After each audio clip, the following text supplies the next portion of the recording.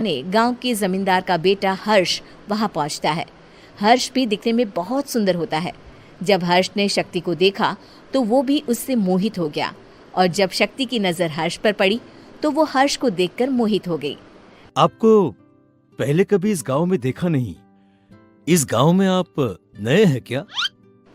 जी नहीं, वो मैं बस तभी शक्ति बोलते बोलते रुक जाती है और मन में सोचने लगती है, अगर मैंने इनको बता दिया कि मैं दूसरे इलाके से आई हूँ तो वो समझ जाएंगे कि मैं किन्नर हूँ, इसलिए मुझे इनसे झूठ ही बोलना पड़ेगा।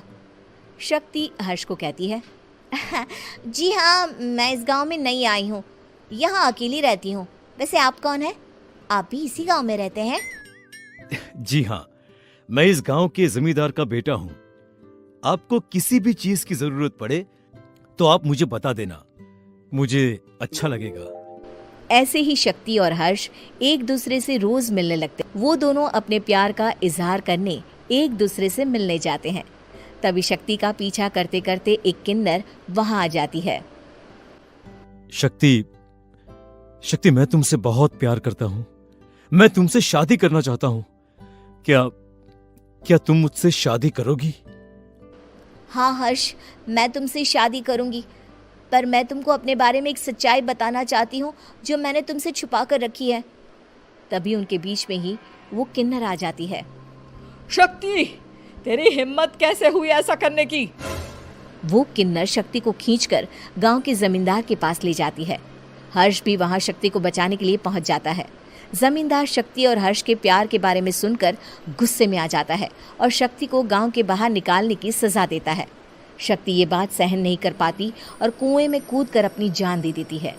जमींदार हर्ष की शादी गांव की एक लड़की से करवा देता है, पर हर्ष इस शादी से खुश नहीं होता।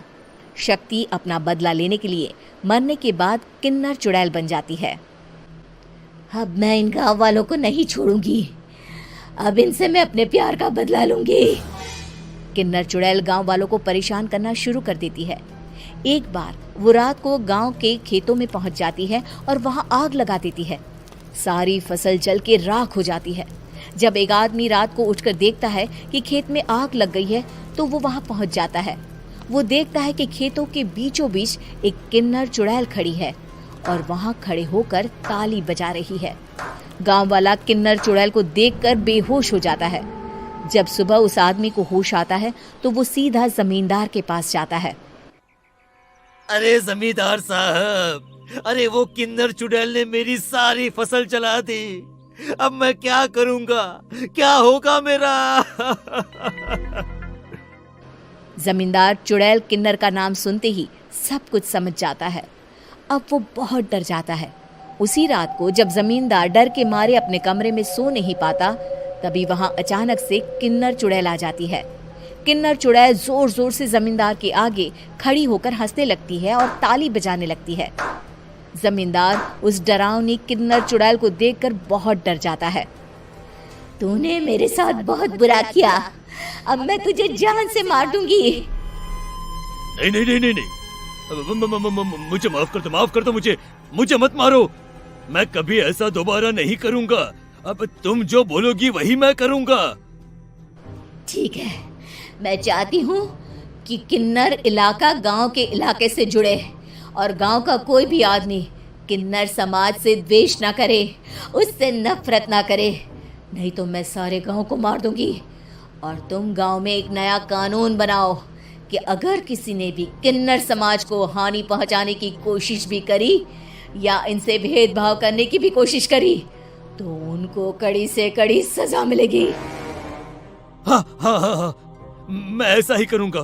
तुम जो बोलोगी वो मैं करूंगा, पर मुझे जाने दो प्लीज। तब वो किन्नर चुड़ैल वहां से चली जाती है। गांव का जमींदार किन्नर चुड़ैल का कहा मानते हुए दोनों इलाकों को एक कर देता है और नया कानून भी लागू कर देता है। तब से वहां किन्नर समाज और बाकी गांव वाले शांतिपूर्वक रहने लगते हैं।